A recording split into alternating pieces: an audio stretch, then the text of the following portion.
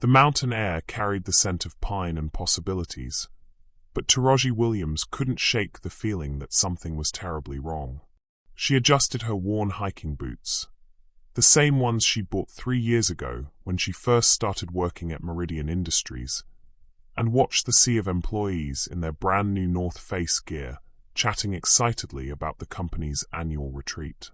At 38, Taraji had learned to read situations like other people read books.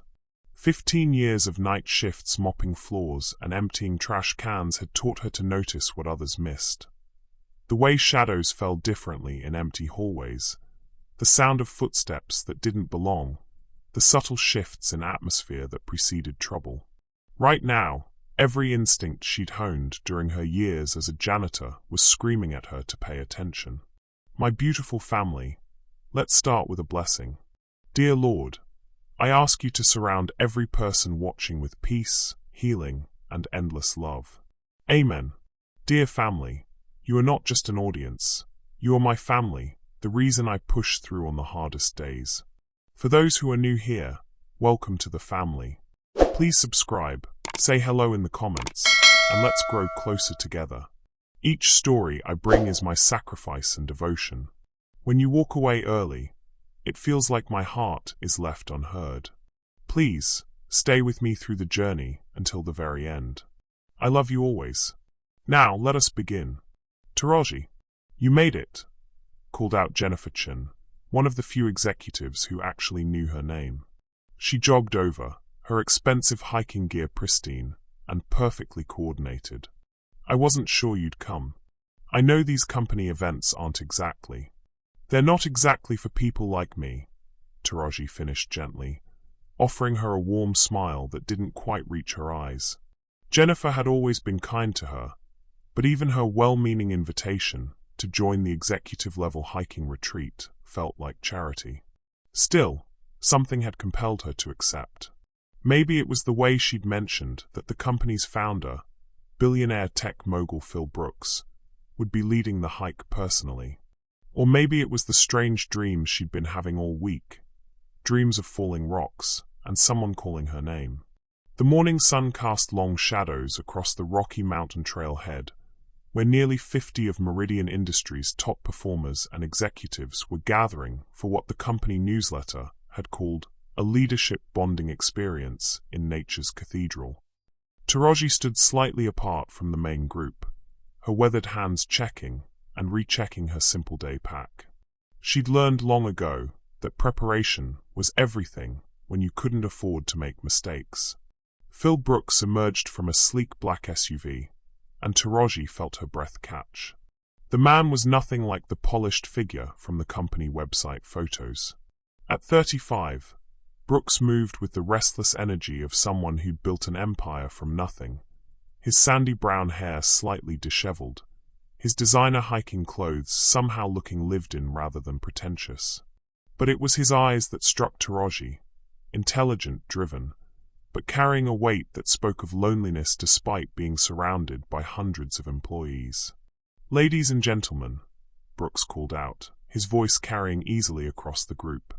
Welcome to what I hope will be more than just a hike. This mountain has been calling to me for months, and I wanted to share this experience with the people who make our company more than just a business, who make it a family. Taraji noticed how several employees straightened at the word family, their faces lighting up with the hope of inclusion. She'd seen that look before, in the faces of night shift workers who dreamed of being noticed, of mattering. But something in Brooks's tone suggested he genuinely meant it, that beneath the billionaire exterior was someone who understood what it meant to be an outsider looking in. The trail began gently, winding through aspen groves where golden leaves danced in the morning breeze. Taraji found herself naturally falling into step behind the main group, her practiced eye scanning the terrain ahead. Years of navigating dark hallways and identifying potential hazards had made her hyper-aware of her surroundings. The trail was well maintained, but something about the way the morning light filtered through the trees felt ominous, like the calm before a storm. "You're Taraji Williams, right?" The voice startled her from her thoughts.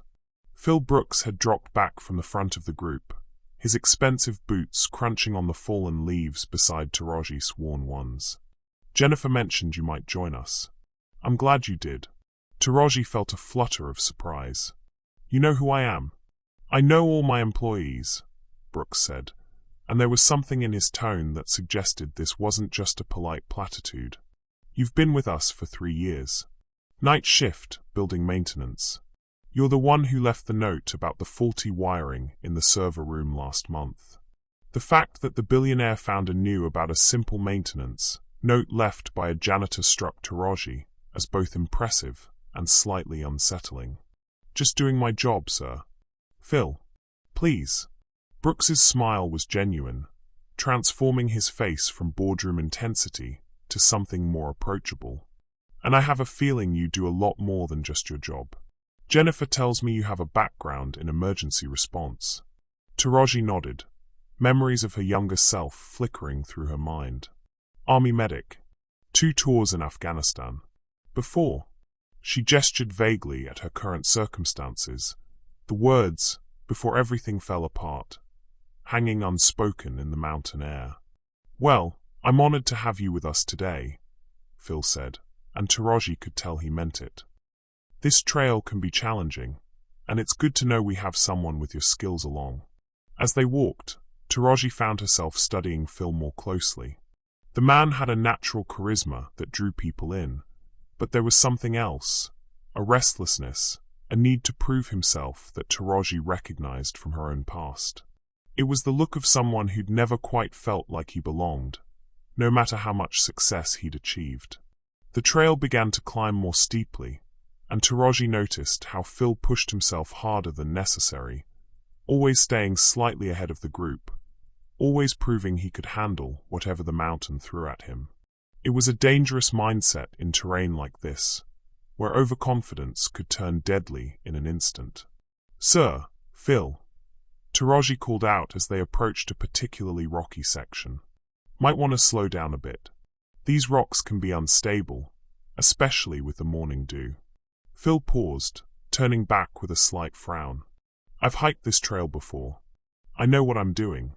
But Taraji had seen that look before, in the eyes of young soldiers who thought they were invincible, right before they made the kinds of mistakes that got people killed. The mountain was beautiful, but it was also unforgiving. And something deep in Taraji's gut told her that today, the mountain was going to test them all. As they rounded a bend in the trail, Taraji caught sight of the cliff face ahead, a narrow ledge that offered breathtaking views of the valley below. The other hikers were already pulling out their phones, eager to capture the perfect social media moment. But Taraji's trained eye saw something else. The way the recent rains had loosened the rock face, the subtle signs of erosion that spelled danger to anyone who knew how to read them. Phil was already moving toward the edge, his expensive camera in hand, that same driven intensity, focused on getting the perfect shot. And in that moment, Taraji realized with crystal clarity why she'd been compelled to come on this hike, why her dreams had been filled with falling rocks and desperate calls for help. The mountain was about to claim its due, and the only thing standing between a billionaire and disaster was a janitor who'd learned to see what others missed. The higher they climbed, the more Taraji noticed the subtle changes in Phil Brooks that others seemed to miss. While his employees saw the confident billionaire leading them up the mountain trail, she observed the way his jaw tightened when he thought no one was looking, the slight tremor in his hands when he paused to check his phone, and the way his eyes kept drifting to the steeper sections ahead with something that looked almost like hunger. "You're very observant," Phil said during one of their brief stops, appearing beside her as she quietly adjusted the straps of another hiker's backpack. Margaret from accounting had been struggling with the weight distribution, and Taraji had noticed her wince with each step. Most people would have walked right past. Taraji shrugged, helping Margaret secure the hip belt properly. "My grandmother used to say that God gave us 2 eyes and 1 mouth for a reason. We should use them in that proportion." Phil's laugh was genuine, the first truly unguarded moment she'd witnessed from him. Your grandmother sounds like a wise woman. She was. Taraji's voice carried a warmth that made several nearby hikers glance over. Raised me and my two sisters after my parents died in a car accident when I was 12. Worked 3 jobs to keep us fed and in school. She's the one who taught me that there's no shame in honest work, no matter what other people think. Something shifted in Phil's expression, a recognition that made Taraji wonder what stories he carried beneath his polished exterior.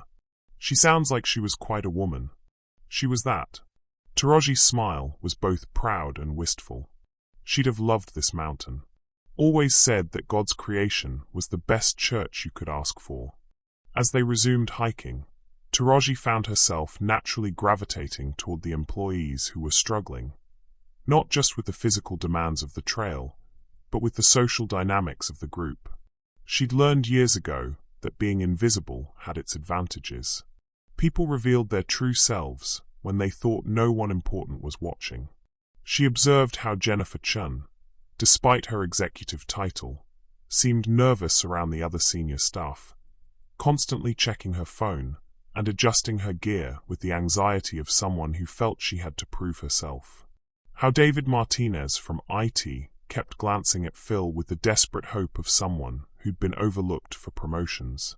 How Sarah Walsh from marketing maintained a perfect smile while her designer hiking boots left her feet blistered and bleeding. But it was Phil who fascinated her most.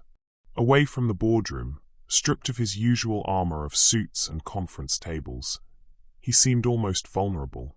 She watched him interact with his employees and saw how desperately he wanted to connect, to be seen as more than just the man who signed their paychecks.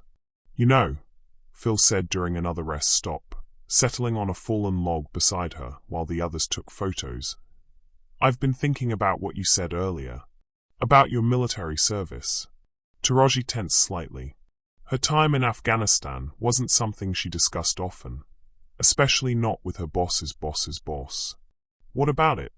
"I never served," Phil admitted, his voice quieter now. "Sometimes I wonder if I should have. If it would have taught me things I can't learn in a boardroom." He paused, studying his hands. "My father always said that real leadership is tested when everything falls apart. I've built a company worth billions, but I've never really been tested. Not where it matters." There was something in his tone that made Taraji look at him more carefully. Beneath the success and confidence, she recognized something she'd seen in her own mirror too many times. The weight of feeling like you had to prove yourself, like you weren't enough just as you were. "Leadership isn't about being tested," she said carefully. "It's about being present when other people need you to be."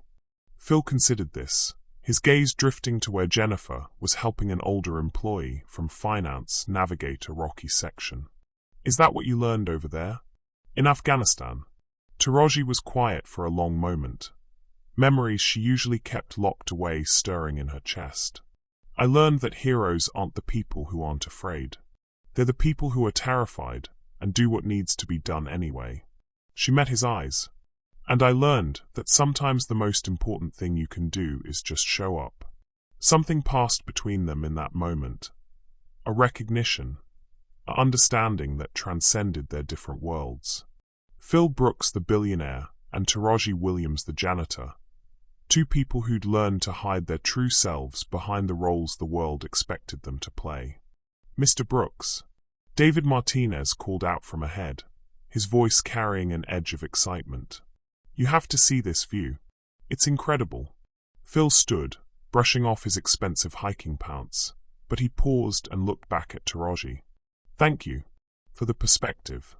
As they continued up the trail, Taraji noticed how Phil's demeanor had shifted. He was still driven, still pushing toward the summit, but there was something different in the way he moved. Less desperate, more thoughtful. He began checking on the other hikers more frequently, making sure everyone was hydrated, asking about their comfort levels. It was during one of these checks that Taraji saw it happen. Phil was helping Sarah Walsh with her blisters, kneeling beside her with a first aid kit, when his phone buzzed with an urgent message. She watched his face change as he read it, saw the way his shoulders tensed and his jaw set in grim determination. "Everything okay?" Taraji asked, approaching quietly. Phil looked up, and for a moment, she saw past all his defenses to the scared, lonely man beneath. "It's the Henderson deal," he said quietly. "The one that's supposed to save the company. It's falling apart." Taraji didn't know much about corporate finance, but she knew enough to recognize crisis when she saw it. "What does that mean?" "It means that if I can't fix this, a lot of people are going to lose their jobs." Phil's voice was steady, but his hands shook slightly as he put his phone away. "Including most of the people on this hike." The weight of responsibility settled over him like a physical thing, and Taraji watched him retreat back into himself, back into the driven, desperate energy that had been pushing him up the mountain all morning. But now she understood what was driving him. Not just the need to prove himself, but the need to save everyone who depended on him. "Phil," she said softly, using his first name deliberately, "the mountain will still be here tomorrow. If you need to go back." "No." His voice was firm, final. "I promised them this experience. I'm not going to let them down." He looked up at the steeper terrain ahead, his eyes bright with determination. "Besides, sometimes the best solutions come when you're pushing yourself beyond what you think you can handle." Taraji felt that familiar chill of foreboding, the same instinct that had kept her alive in Afghanistan. She'd seen that look before, in the eyes of soldiers who were about to make dangerous choices for noble reasons. The mountain was beautiful, but it was also unforgiving, and Phil Brooks was about to test both himself and the terrain in ways that could get people killed. As they prepared to tackle the most challenging section of the trail, Taraji found herself studying the rock face ahead with new urgency. Her military training kicked in, cataloging potential hazards, escape routes, and the physical capabilities of everyone in their group. Because she had the growing certainty that before this day was over, all of her skills would be tested in ways she'd never imagined. The mountain was calling, and Phil Brooks was determined to answer, no matter what the cost. Have you ever been in a situation where you had to choose between personal safety and helping others? I'd love to hear your thoughts in the comments about what drives people to put themselves at risk for strangers. The trail narrowed dramatically as they approached what the hiking guide had optimistically called Eagle's Ledge, a section where the path hugged the cliff face with nothing but a 1,000-foot drop to the valley below. Taraji's trained, I immediately catalogued the dangers. Loose shale underfoot, recent water damage to the rock face, and a group of hikers who were more focused on their phones than their footing. "This is it," Phil called out, his voice carrying over the wind that had picked up as they gained elevation. "The money shot that makes all the climbing worth it." Taraji watched him move toward the edge with that same driven intensity, his expensive camera already in hand. The recent stress of the failing business deal seemed to have only amplified his need to prove himself, to show his employees that he could handle anything the mountain threw at him. But what Phil saw as a challenge to overcome, Taraji recognized as a disaster waiting to happen. "Phil," she called out, her voice carrying the calm authority she'd learned in the military. "The rock face looks unstable. Maybe we should." "Taraji, I appreciate the concern, but I've been hiking these mountains for years," Phil interrupted, flashing her that charming smile that probably worked wonders in boardrooms. "Trust me, I know what I'm doing." But Taraji had learned not to trust reassurances from people who were trying to convince themselves as much as others. She positioned herself strategically, close enough to help if needed, but far enough away to avoid being pulled into trouble if things went wrong. Around her, the other hikers were spreading out along the ledge, their excitement palpable as they took in the breathtaking view. "Mr. Brooks, this is incredible," Jennifer Chin called out, her phone held high as she tried to capture the perfect selfie with the valley spread out behind her. "This is definitely going on the company Instagram." Phil beamed with pride, moving even closer to the edge to get a better angle for his own photos. "This is what leadership looks like, people."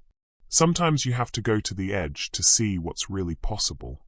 The irony of his words wasn't lost on Taraji, who noticed how several employees were now following their CEO's example, pushing closer to the precipice in their eagerness to impress him.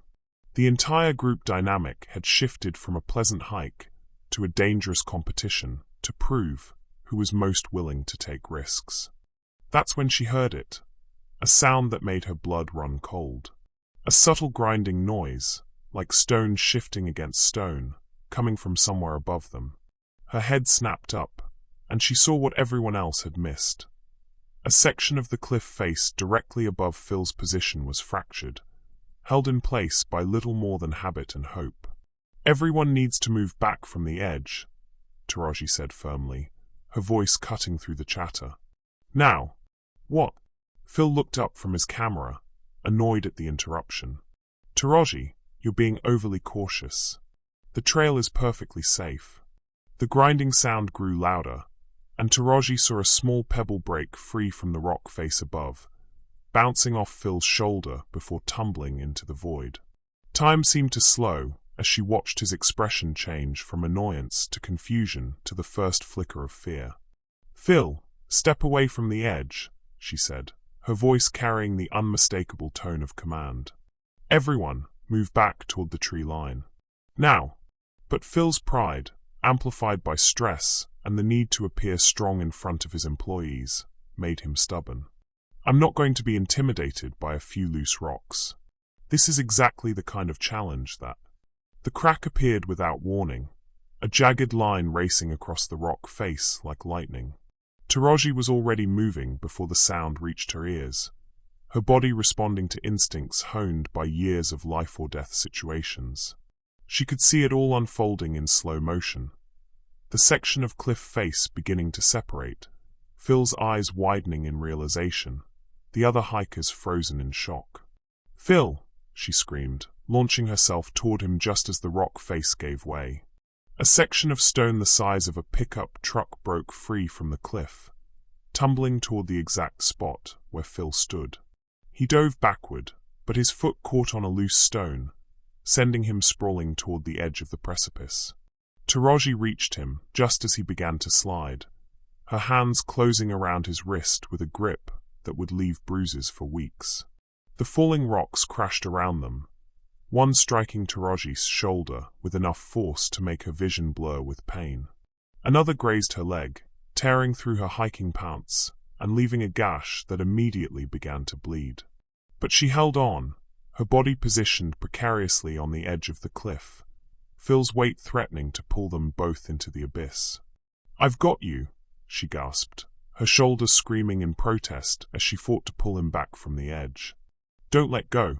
Phil's face was pale with shock and terror, his expensive camera forgotten as it tumbled into the void below. "Taraji, you're hurt. You need to let go before we both." "Not happening," she said through gritted teeth, using her legs to brace against a solid rock outcropping. "I'm not losing anyone on my watch." Behind them, the other hikers were screaming, some running for safety, while others stood frozen in horror. Jennifer Chin was on her phone, frantically trying to call for help despite the spotty mountain reception. David Martinez was attempting to film the rescue with his phone, his hands shaking so badly the footage would be useless. But Taraji's focus was entirely on Phil, on the physics of leverage and the rapidly failing strength in her injured shoulder. She could feel warm blood running down her leg, and the pain was making her lightheaded. But she'd been in worse situations, had pulled wounded soldiers from situations that seemed impossible. This was just another Tuesday in Afghanistan, except the enemy was gravity and stone instead of bullets and bombs.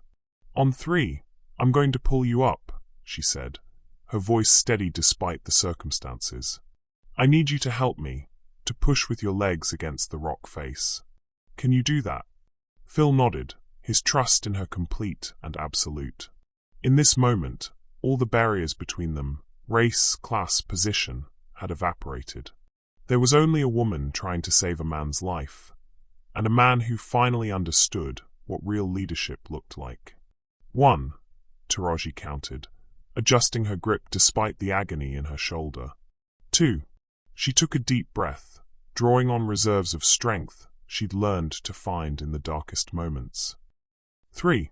With a surge of effort that felt like it might tear her apart, Taraji hauled Phil Brooks back from the edge of eternity. They collapsed together on solid ground, both breathing hard, both covered in dust and blood from the rockfall. Around them, the other hikers erupted in cheers and applause, but Taraji barely heard them. She was looking at Phil, seeing him truly for the first time. Gone was the polished billionaire facade, replaced by a man who'd just confronted his own mortality and found himself saved by someone he'd never really noticed before. His eyes were bright with unshed tears, his face streaked with dirt and genuine emotion. "You saved my life," he whispered, his voice breaking slightly. "You could have been killed." "But I wasn't," Taraji replied, trying to sit up and immediately regretting it as pain shot through her shoulder. "And neither were you. That's what matters." Phil looked at her injuries, the blood seeping through her torn pants, the way she was favoring her left shoulder, and his face twisted with guilt. "You're hurt because of me, because I was too stubborn to listen." "I'm hurt because rocks fall and gravity works," Taraji said with a slight smile. "Physics doesn't care about your ego or my job description." But even as she tried to make light of the situation, Taraji could see how the incident had changed everything. Phil was looking at her with something that went beyond gratitude. It was recognition, respect, and something else that made her heart skip despite the pain. Around them, the other employees were staring at her with new eyes, seeing not just the night shift janitor, but the woman who'd risked everything to save their CEO. The mountain had tested them all, and in the crucible of that moment, something new had been forged. But as Taraji looked at Phil's face, at the way he was studying her like she was a puzzle he was desperate to solve, she realized that saving his life might have been the easy part. What came next would test them both in ways that had nothing to do with rocks and gravity, and everything to do with the complicated territory of the human heart. The descent from Eagle's Ledge was supposed to be the easy part, but nothing about this hike had gone according to plan.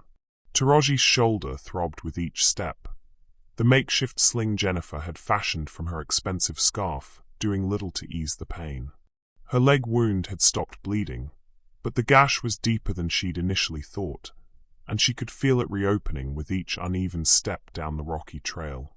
"We need to get you to a hospital," Phil said for the 15th time in the past hour, his voice tight with concern. He'd positioned himself as her unofficial guardian, staying close enough to catch her if she stumbled, despite her repeated protests that she was fine. "I've had worse," Taraji replied, though the pain was making her vision blur slightly. "This is nothing compared to what I've dealt with before." "In Afghanistan?" Phil's question was quiet, respectful, but Taraji could hear the curiosity beneath it. Since the rescue, he'd been looking at her differently, not just as the janitor who'd saved his life, but as someone with depths he was desperate to understand. "Among other places," she said, then immediately regretted the cryptic response. The last thing she needed was to turn her past into some kind of mystery that would make him more interested in her than he already seemed to be. Because that was definitely what was happening. Phil Brooks, billionaire CEO, was developing feelings for Taraji Williams, night shift janitor. She could see it in the way he watched her when he thought she wasn't looking, in the way he'd insisted on carrying her pack despite having his own gear to manage, in the protective way he'd positioned himself between her and the other hikers when they'd started asking questions about her military service. "Mr. Brooks," Jennifer Chin interrupted, jogging to catch up with them. "I finally got through to emergency services. They're sending a helicopter to the base camp, but it'll be at least 2 hours." 2 hours?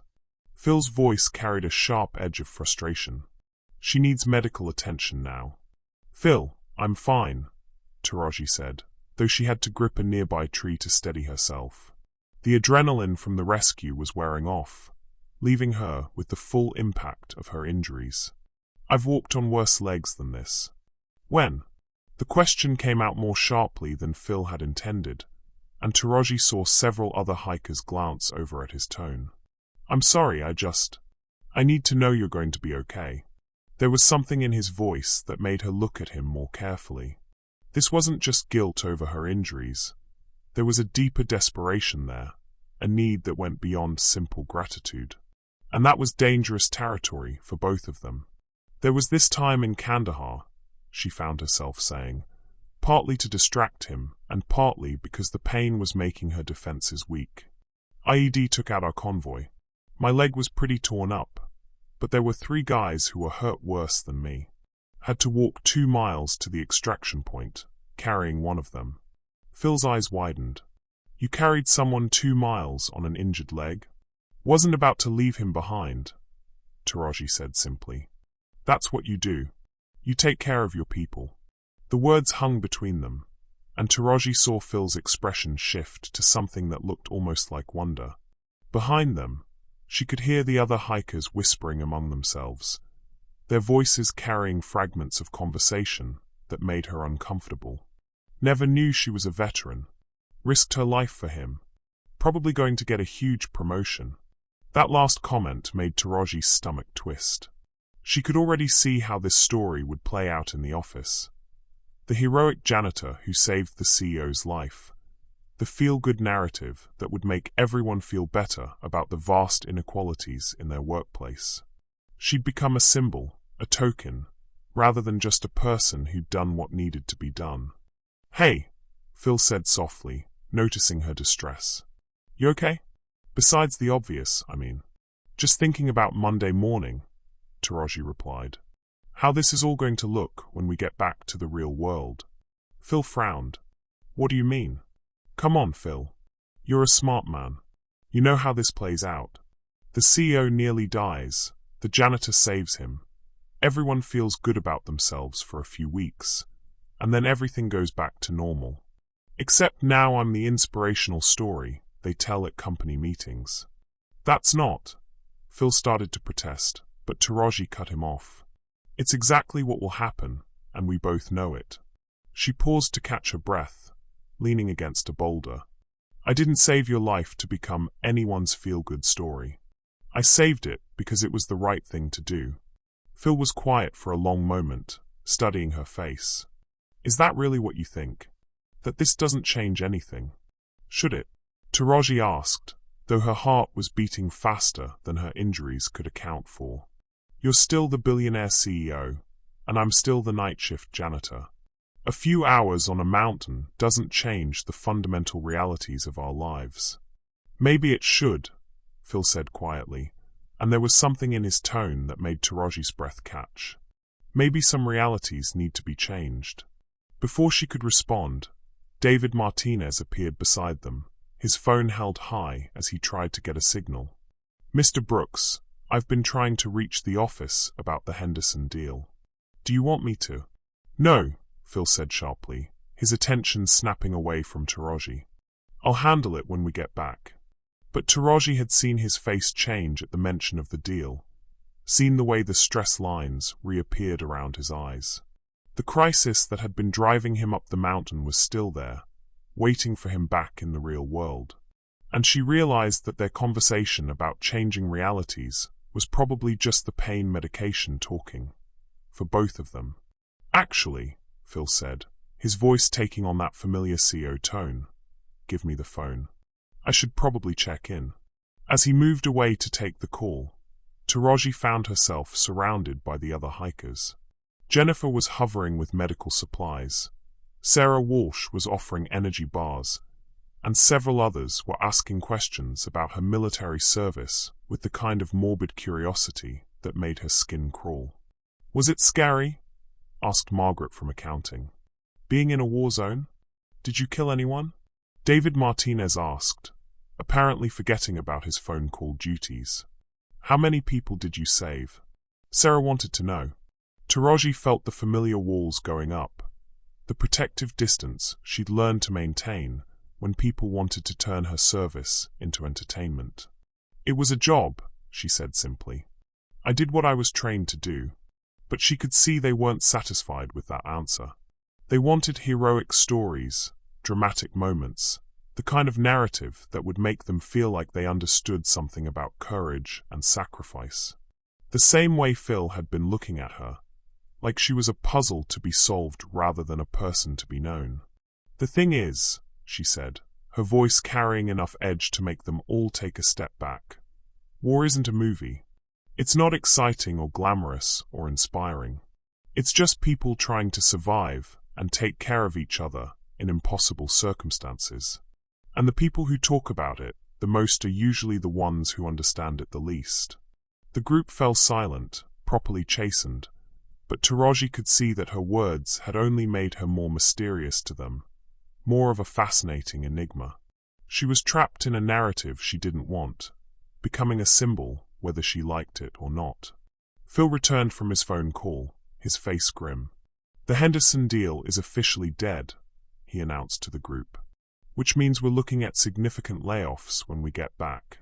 A wave of shocked murmurs rippled through the hikers. Taraji watched their faces change from concern for her injuries to fear for their own futures.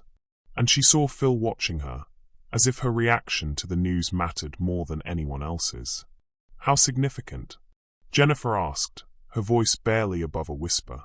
40% of the workforce," Phil said, his voice heavy with the weight of responsibility.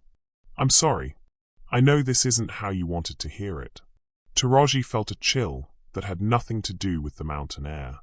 40% meant that most of the people on this hike would be unemployed within weeks. It meant that her job, her steady paycheck, her health insurance, her small measure of security, was probably gone. But as she looked at Phil's face, saw the genuine anguish there, she realized that he was suffering more than any of them. He wasn't just losing money or employees. He was losing his dream, his vision of what his company could be. And somehow, in the midst of all this disaster, he was still looking at her like she might be the solution to problems that had nothing to do with falling rocks or injured shoulders. The mountain had tested them all, but the real test was just beginning. And Taraji had the sinking feeling that saving Phil's life might have been the easy part. The emergency helicopter's rotors created a whirlwind of dust and debris as it landed at the base camp, but Taraji barely noticed. She was too focused on the conversation she'd overheard between Phil and his assistant during the final stretch of their descent. A conversation that had changed everything she thought she knew about Meridian Industries and the man she'd risked her life to save. "Ma'am, we need to get you to the hospital," the paramedic said, trying to guide her toward the helicopter's medical bay. "That shoulder needs immediate attention." "I'm fine," Taraji said automatically, though she wasn't. The pain had evolved from sharp stabs to a constant, grinding ache that made her nauseous. But her physical discomfort was nothing compared to the emotional turmoil churning in her chest. "Just give me a minute." Phil was standing near the helicopter, his phone pressed to his ear as he conducted what sounded like a heated conversation with someone back at corporate headquarters. But Taraji could see the defeat in his posture, the way his shoulders sagged with the weight of secrets she was only beginning to understand. "No, I don't care what the board thinks," Phil was saying, his voice carrying over the noise of the rotors. "I'm not going to destroy people's lives just to save my own reputation. There has to be another way." Jennifer approached Taraji cautiously, her executive composure cracking around the edges. "How are you feeling?" "Really? Like I've been hit by a truck," Taraji admitted, then studied Jennifer's face more carefully. "But something tells me you're not just asking about my shoulder." Jennifer glanced around nervously, then leaned closer. "Can I tell you something? Something that might help you understand what's really going on here." Taraji nodded, though every instinct told her she wasn't going to like what she heard. "The Henderson deal," Jennifer said quietly. "It wasn't just about expanding the company. It was about saving it. We've been hemorrhaging money for months, bad investments, market downturns, some deals that went sideways. Phil's been using his personal fortune to keep us afloat, but even he has limits." The words hit Taraji like a physical blow. How long has this been going on? 6 months, maybe more. Phil didn't want anyone to know because he was convinced he could fix it. He's been working 18-hour days, taking meetings at all hours, trying to save everyone's jobs. Jennifer's voice cracked slightly. That's why this hike was so important to him. He wanted to give us one last good memory before he had to let us all go. Taraji finished, the pieces clicking into place. Phil's driven energy on the mountain, his need to prove himself, his desperate push toward the edge. It all made sense now. He hadn't just been risking his life for a photo opportunity. He'd been carrying the weight of hundreds of people's livelihoods on his shoulders. There's something else, Jennifer continued, her voice barely audible over the helicopter noise. The janitor position you're in? It's not what it seems. Taraji frowned. What do you mean? Phil created that job specifically for you. When your application came across his desk 3 years ago, he saw your military record, your EMT certification, your education. You were overqualified for everything else we had open, but he didn't want to lose you. So he created a position that would give you steady work while you figured out what you wanted to do next. The world seemed to tilt on its axis. That's not possible. I applied for a standard maintenance position. No, Jennifer said gently. You applied for a security position that had already been filled. Phil saw your resume and had HR create something new. He's been personally approving your salary increases, your benefits package, everything. You're not just a janitor, Taraji. You're the highest paid maintenance worker in the company's history. Taraji felt like she couldn't breathe. Everything she thought she knew about her job, her relationship with the company, her place in the world, it was all based on a lie. Or maybe not a lie, but a truth so much more complicated than she'd imagined. Why are you telling me this? She asked. Jennifer's eyes were bright with unshed tears. Because I think you deserve to know. And because... She glanced over at Phil, who was still on his phone, still fighting battles he couldn't win. Because I think he's in love with you. The words hung in the air between them like a challenge. Taraji wanted to deny it, to dismiss it as the romantic fantasies of a stressed executive. But she'd seen the way Phil looked at her, the way he'd positioned himself as her protector, the way he'd said that some realities needed to be changed. That's ridiculous, she said, but her voice lacked conviction. Is it? Jennifer asked. He talks about you, you know. In meetings, when he thinks no one's paying attention. He'll mention something you said, or a suggestion you made in one of those maintenance reports. He knows more about your work than he does about most of his senior staff. Taraji's mind raced back through 3 years of interactions she'd dismissed as polite small talk. Phil appearing in hallways where he had no business being. The way he always seemed to know when she was working late.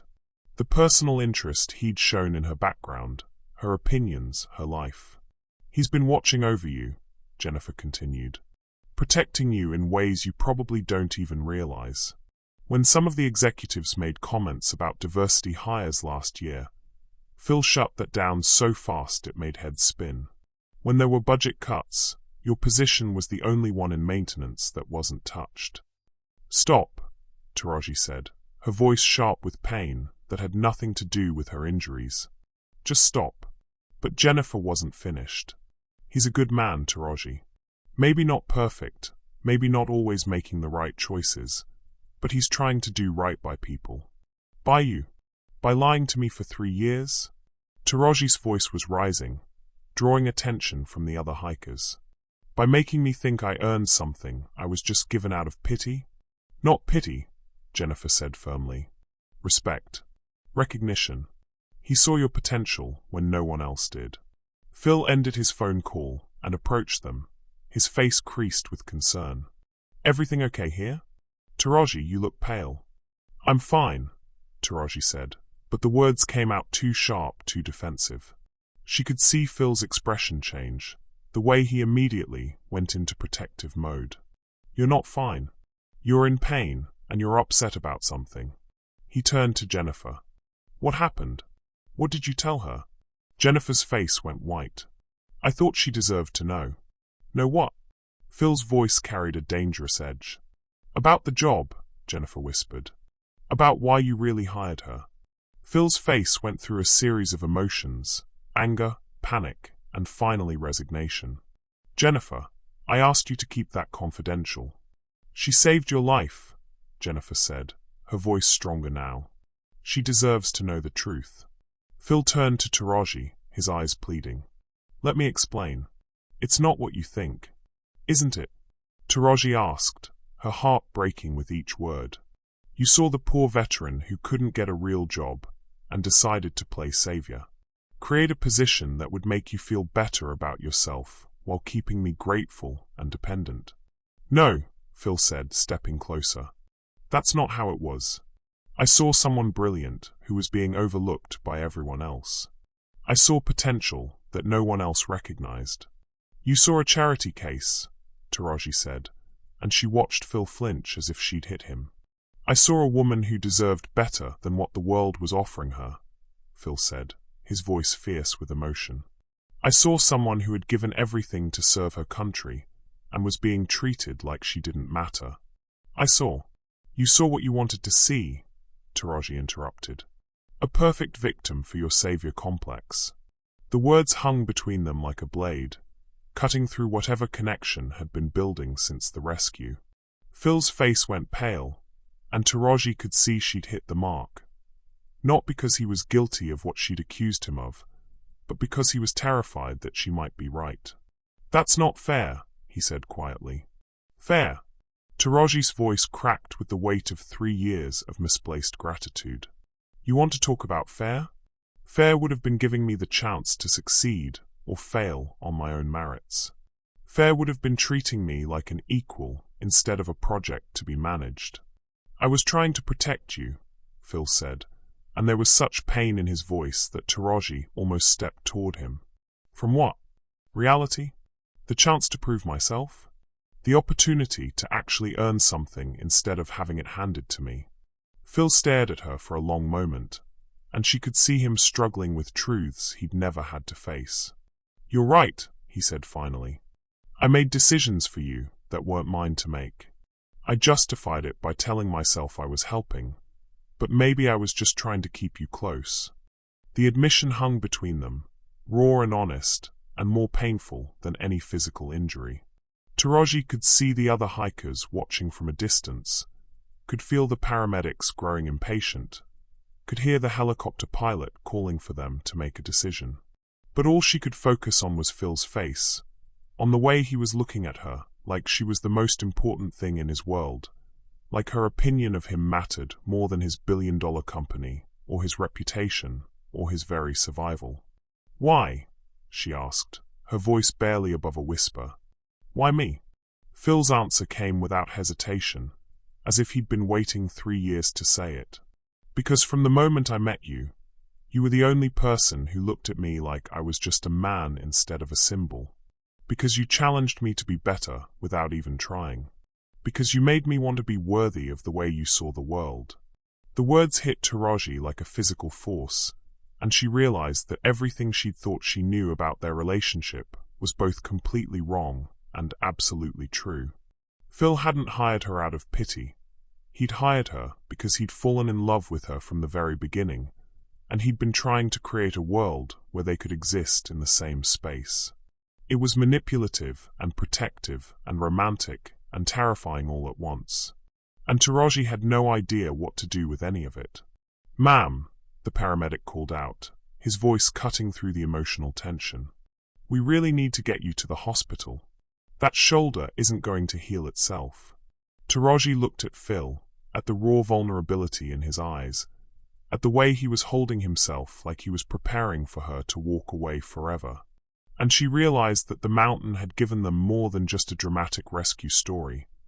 It had stripped away all the pretenses and barriers that had kept them from seeing each other clearly. The question now was whether they could survive the truth. The hospital waiting room had become a second home to Phil Brooks over the past 3 days. The sterile fluorescent lights, the smell of disinfectant, the uncomfortable plastic chairs, all of it had become as familiar as his corner office, but infinitely more important. He sat hunched forward, his expensive suit wrinkled and forgotten, his usually perfect hair disheveled from running his hands through it countless times. Taraji had been in surgery for 6 hours. What had started as treatment for her shoulder and leg injuries had revealed something far more serious. Internal bleeding that the doctors said could have killed her if she'd pushed herself any harder after the rescue. The irony wasn't lost on him. She'd saved his life, and in doing so, had nearly lost her own. "Mr. Brooks." Jennifer Chen approached cautiously, carrying 2 cups of coffee. "Any news?" Phil looked up, his eyes red-rimmed with exhaustion and worry. "Still in surgery. They said it could be another hour or 2. He accepted the coffee gratefully, though his hands shook slightly as he lifted it to his lips. "Jennifer, I need you to know what happened on that mountain. It's changed everything." Jennifer settled into the chair beside him, her own face drawn with concern. "What do you mean?" "I mean, I've been running my company like a machine, treating people like assets instead of human beings." Phil's voice was quiet but intense. "Taraji Williams, a woman I barely acknowledged for 3 years, nearly died saving my life. And you want to know the worst part? She knew my name. She knew about the note I'd written thanking her for the server room repair. She saw me as a person when I couldn't even see her as one." The weight of his realization hung heavy in the antiseptic air. Over the past 3 days, while Taraji fought for her life, Phil had learned more about her than he'd ever bothered to discover about most of his employees. Her military service, her grandmother who'd raised her, her 2 sisters who worked multiple jobs to support their families.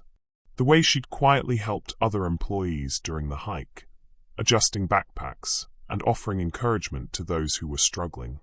"She has a daughter," Phil said suddenly, his voice breaking slightly. "Kira. She's 15, wants to be a doctor. Taraji's been working nights for 3 years, saving every penny for her college fund. And I never even knew she existed." The automatic doors of the hospital slid open, and David Martinez hurried in, still wearing his hiking gear from the Mountain Rescue Coordination. "Phil, I got here as fast as I could. The news crews are setting up outside. Word got out about what happened." Phil's jaw tightened. "I don't care about the news crews. How is she?" "The doctors won't tell me anything since I'm not family," David said, settling into a nearby chair. "But I spoke with her daughter, Kira. She's been here the whole time, hasn't left her mother's side except to call her aunts." The mention of Taraji's daughter sent a fresh wave of guilt through Phil. He'd been so focused on his own crisis, his own fear of losing someone who'd become important to him, that he'd barely considered what this meant for the people who actually mattered in Taraji's life. "I need to meet her," Phil said suddenly, standing up. "Kira, I need to apologize to explain." "Phil." Jennifer's voice was gentle but firm. "Maybe now isn't the time. The girl's scared, and having the CEO of her mother's company show up might be overwhelming." But Phil was already moving toward the information desk, his mind made up. He'd spent 3 days wrestling with the realization that he'd been living his life all wrong, that success meant nothing if you couldn't see the humanity in the people around you. Taraji had risked everything to save him, and the least he could do was face her daughter with honesty and humility. He found Kira Williams in the family waiting area, curled up in a chair that was too big for her slight frame, her dark eyes staring at nothing. She looked so much like her mother, the same intelligent eyes, the same quiet strength, that Phil felt his breath catch. "Kira," he said softly, approaching carefully. "I'm Phil Brooks. I work with your mother." The girl looked up, and Phil saw a flash of recognition. "You're the one she saved." Her voice was steady, but he could see the exhaustion and fear beneath the surface. "The one from the mountain?" "Yes." Phil knelt down beside her chair, bringing himself to her eye level. "And I want you to know that your mother is the bravest person I've ever met. She saved my life, and I'm going to spend the rest of mine trying to be worthy of that gift." Kira studied him for a long moment, This powerful man who'd humbled himself before a 15-year-old girl. She talks about you sometimes. About how you actually know people's names. How you care about the company being more than just a business. Phil felt tears threatening. Your mother sees the best in people, even when they don't deserve it. Especially when they don't deserve it. She's going to be okay, Kira said suddenly, her voice fierce with determination. She has to be. She's the strongest person I know. She is, Phil agreed, his voice thick with emotion. And I'm going to make sure she knows how much she means to all of us. To me. The words hung in the air between them, loaded with meaning that went beyond gratitude or professional respect. Phil realized with startling clarity that somewhere between the mountain rescue and these long hours of waiting, Taraji Williams had become more than just an employee who'd saved his life. She'd become someone he couldn't imagine living without. Mr. Brooks, a doctor in surgical scrubs, approached, his expression cautiously optimistic. Are you here for Taraji Williams? Phil and Kira both jumped up, hope and fear warring in their faces. Yes, Phil said quickly. How is she? The surgery went well. We were able to repair the internal bleeding, and her other injuries are healing nicely. She's stable, but she'll need several weeks of recovery time. The doctor smiled slightly. She's asking for someone named Phil, and someone named Kira. I assume that's you too. Phil felt his knees go weak with relief. She's awake? She's going to be okay. She's going to be fine, the doctor confirmed. Tough as nails, that one. She kept telling the nurses that she had people depending on her, that she couldn't stay down for long. As they followed the doctor toward Taraji's room, Phil felt something shift inside him. A clarity he hadn't experienced in years. The Henderson deal that had seemed so crucial 3 days ago suddenly felt insignificant compared to the woman who'd risked everything to save him. The company he'd built, the empire he'd created, all of it paled in comparison to the simple truth that some things mattered more than money or success. Taraji was propped up in her hospital bed, looking pale but alert, her eyes lighting up when she saw them. Phil, she said softly, her voice hoarse from the surgery. You look terrible. He laughed, the sound breaking with emotion. You nearly died saving my life, and you're worried about how I look? Someone has to keep you in line, she said with a weak smile, then turned to her daughter. Kira, baby, come here. As Phil watched Kira embrace her mother, he realized that his perspective on everything had fundamentally changed. This wasn't just about gratitude or even attraction. It was about recognizing that Taraji Williams had shown him what it meant to truly live, to put others before yourself, to find meaning in service rather than success. The mountain had tested them all, but it was here, in this sterile hospital room, that Phil Brooks finally understood what he'd been searching for his entire life. And he was looking at her with eyes that had finally learned to see. 2 weeks after the hospital discharge, Taraji stood in the executive boardroom of Meridian Industries for the first time in her 3 years with the company. The floor-to-ceiling windows offered a stunning view of the city skyline, but her attention was focused on the long mahogany table where Phil sat with his legal team, a stack of documents between them that would change everything. You don't have to do this, Taraji said quietly, her left arm still in a sling from the shoulder surgery. I told you, I don't want your money out of guilt. Phil looked up from the papers, his eyes intense with the same determination she'd seen on the mountain. This isn't about guilt, Taraji. This is about justice. About doing what's right. Jennifer Chen cleared her throat from her position at the head of the table. The settlement offer is substantial, Taraji. Enough to cover all your medical expenses, plus compensation for pain and suffering, plus Kira's full college tuition, Phil interrupted, his voice firm. Harvard, Stanford, wherever she wants to go. She's brilliant, and she shouldn't have to limit her dreams because of what happened to you on that mountain. Taraji felt tears threatening. Over the past 2 weeks, as she'd recovered from her injuries, Phil had become a constant presence in her life. He'd visited the hospital daily, not as her CEO, but as someone who genuinely cared about her well-being.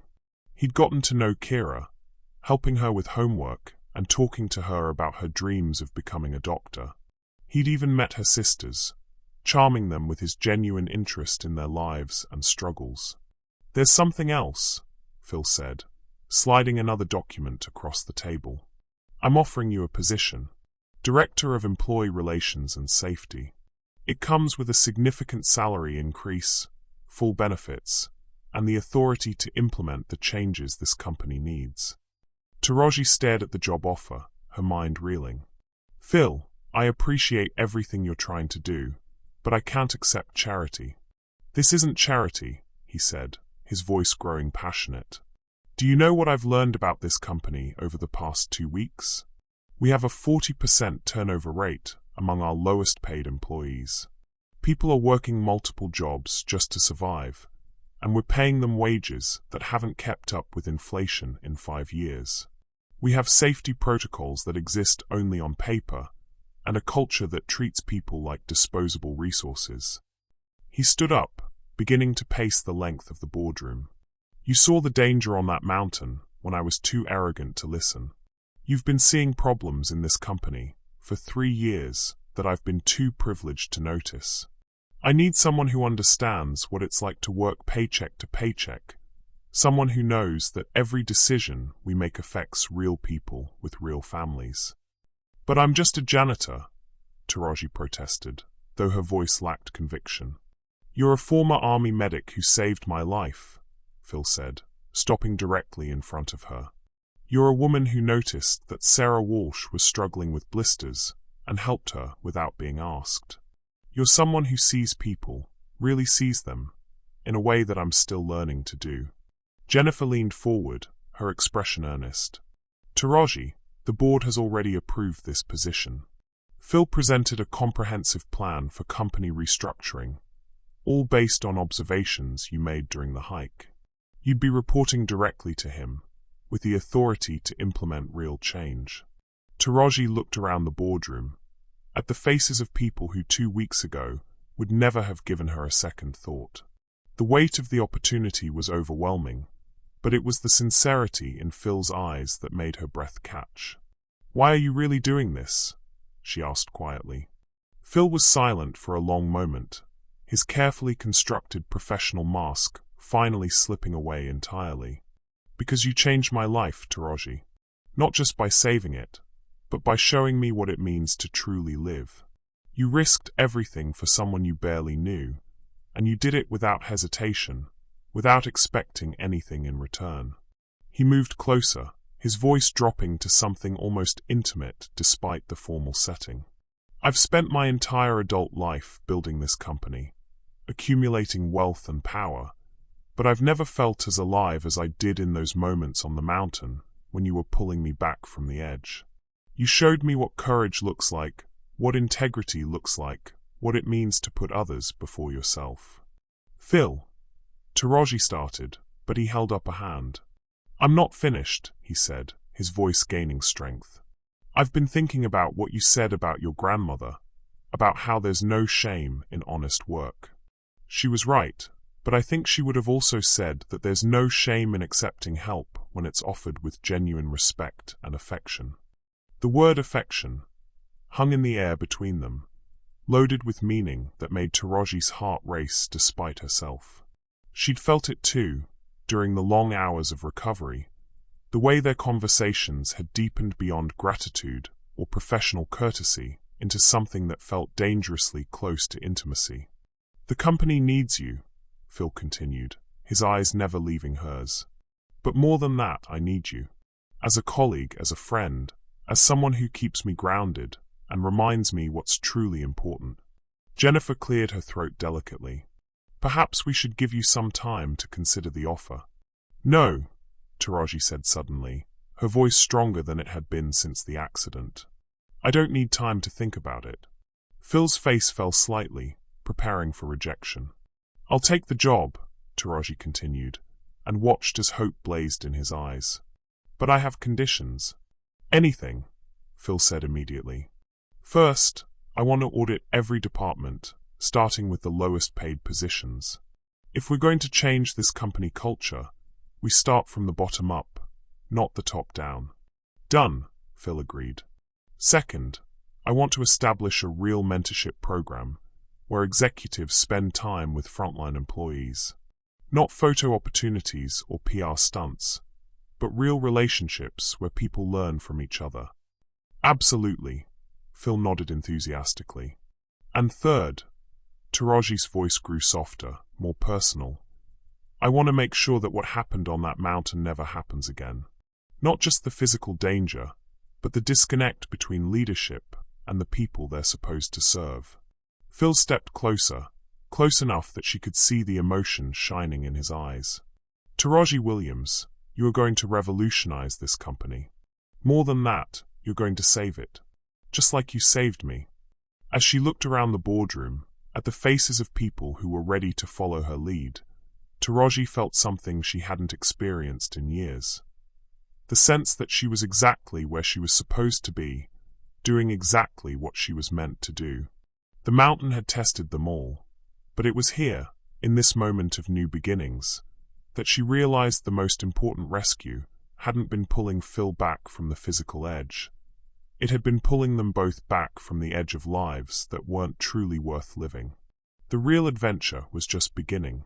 3 months later, Taraji stood in the same boardroom where her life had changed forever, but this time she wasn't the only person of color at the table.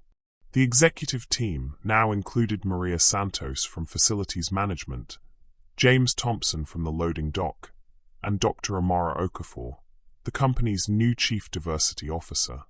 The transformation at Meridian Industries hadn't just been about policy changes. It had been about fundamentally reimagining what success could look like. The third quarter numbers are in, Jennifer Chen announced, her voice bright with excitement. Employee satisfaction is up 68%, turnover is down to 12%, and productivity has increased by 23%. The mentorship program alone has generated over 40 cost-saving innovations from frontline employees. Phil leaned back in his chair, a genuine smile spreading across his face. Taraji, I think your grandmother would be proud. We've proven that treating people with dignity isn't just the right thing to do, it's good business. Taraji felt a warm glow at the mention of her grandmother. The family photo on her new desk, a picture of her, Kira, and her sisters at Kira's science fair victory last month, was a constant reminder of how far they'd all come. She always said that when you lift others up, you lift yourself up too. Speaking of lifting people up, Phil said, pulling out an envelope, I have some news. The Henderson deal, the one that was falling apart during our mountain adventure, it's been resurrected. But this time, we're structuring it as a partnership that includes profit sharing for all employees, not just executives. The room erupted in applause, but Taraji noticed that Phil's eyes were on her, searching for her reaction. Over the past 6 months, their working relationship had evolved into something deeper, a friendship built on mutual respect and shared values.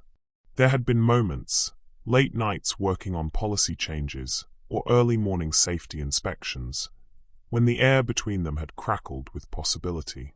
But both of them had been careful to maintain professional boundaries, knowing that what they were building at Meridian was bigger than any personal feelings. There's something else, Phil continued, his voice taking on a more personal tone. I've been thinking about what you said on the mountain, about leadership being about showing up for people. I want to show up for this company, for our employees, in a way that goes beyond just signing checks. He stood up, moving to the window that overlooked the city. I'm stepping down as CEO. The room fell silent, shocked faces turning toward him. Taraji felt her heart skip a beat. Phil, what are you talking about? I'm not leaving the company, he said quickly, turning back to face them. I'm transitioning to a new role, Chief Culture Officer. I want to work directly with Taraji to ensure that the changes we've made aren't just temporary fixes, but permanent transformations in how we treat people. Jennifer found her voice first. Phil, you can't just step down. You built this company. I built a machine, Phil interrupted gently. Taraji and all of you helped me build something better, a community. And communities need leaders who understand that power is about service, not control. Taraji stood up, her heart pounding. Phil, I need to talk to you. Alone. The rest of the team filed out, casting curious glances between their two leaders. When the door closed, Taraji turned to face the man who had become the most important person in her professional life, and, if she was honest with herself, her personal life too. You can't make decisions like this without discussing it with me first, she said, her voice a mixture of frustration and affection. We're supposed to be partners in this transformation. We are partners, Phil said softly, stepping closer. That's exactly why I'm doing this. I want to be your equal, Taraji. Not your boss, not the CEO who's slumming it with the employees, but your true partner in making this company everything it can be. The words hung between them, loaded with meaning that went far beyond corporate structure. Taraji felt tears threatening as she realized what he was really saying. Phil, I love you, he said simply, the words falling into the space between them like a stone into still water. I've been falling in love with you since the moment you pulled me back from that ledge, and not just because you saved my life. I love your courage, your integrity, your ability to see the best in people even when they can't see it in themselves. Taraji felt the world shift around her, the same sensation she'd experienced on the mountain when everything had hung in the balance. We work together. It's complicated. It doesn't have to be, Phil said, reaching out to take her hand. Not if we do this right. Not if we build something based on equality and respect rather than power dynamics. She looked into his eyes, seeing the same vulnerability she'd glimpsed on the mountain, but also something new. A man who had learned to value people over profit, connection over control. My grandmother always said that the heart knows what the mind takes time to figure out. And what does your heart know? Phil asked softly. Taraji smiled, feeling a lightness she hadn't experienced in years. It knows that I love you too, Phil Brooks. It knows that what we've built here is bigger than both of us, and that maybe, just maybe, we can build something beautiful together. When he kissed her, it was with the same gentle strength he'd shown in transforming the company. Patient, respectful, and full of promise for the future they would create together. 3 years later, Taraji stood on the same mountain trail where it had all begun, but this time she wasn't alone. Phil was beside her, his hand warm in hers, as they watched the sunrise paint the peaks in shades of gold and pink. Behind them, Kira, now a freshman at Harvard studying pre-med, was setting up her camera to capture the moment. Ready? Kira called out, her voice bright with excitement. Phil squeezed Taraji's hand, his wedding ring catching the morning light. Are you sure about this? We could have a normal honeymoon, you know. Beaches, room service, no risk of falling rocks. Taraji laughed, the sound echoing off the mountain walls. Where's the adventure in that? Besides, this mountain is where we found each other. It seems fitting that we should celebrate our new beginning here. As they posed for the photo, Taraji thought about the journey that had brought them to this moment. The company now employed over 2,000 people, with industry-leading wages and benefits. The mentorship program had been adopted by companies across the country. And most importantly, they had proven that success measured in human dignity was more valuable than any profit margin. I love you, Mrs. Brooks, Phil whispered against her ear as Kira snapped the photo. I love you too, Mr. Brooks, Taraji replied, her heart full of joy and possibility. The mountain had tested them both, but it had also given them the greatest gift of all. The chance to build a life and a legacy based on love, respect, and the simple truth that every person deserves to be seen, valued, and lifted up. As they began their descent, hand in hand, Taraji knew that whatever challenges lay ahead, they would face them together. The mountain had taught them that the most important rescues weren't about pulling people back from physical edges. They were about pulling them back from the edge of lives that weren't worth living. And in saving each other, they had learned to truly live.